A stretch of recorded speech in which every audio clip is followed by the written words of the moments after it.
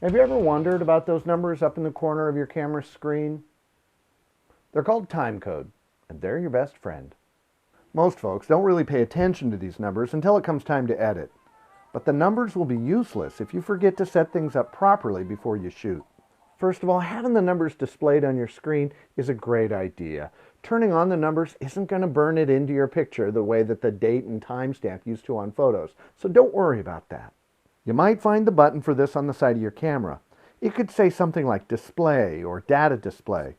Or you might have to find the switch in the internal software using your screen controls, but turn it on. Okay, I'm guessing this isn't making too much sense so far. So here's another way to think about it. Do you remember this? It's a still camera that shoots film. When you had a photo you wanted enlarged, you would take the negative to the lab and say, I want an 8x10 of photo number 17.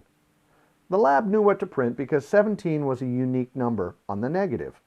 Timecode's the same idea, only the number's a lot bigger.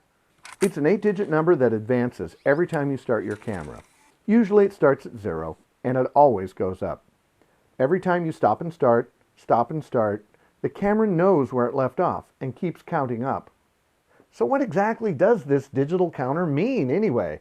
Well, you have hours, minutes, seconds, and frames.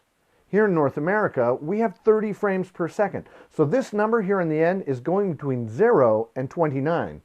And it's going by very quickly. Not every camera will display all the numbers.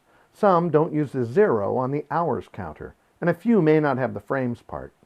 But I'm betting your camera is recording the entire number to tape, even if you don't see it. For timecode to be helpful, it needs to be continuous and ascending. The good thing? Your camera will do that for you automatically. But, and there's always a but, you need to do everything you can to keep your camera from resetting the timecode to 0. In my next episode, I'll give you some strategies for avoiding those nasty timecode breaks.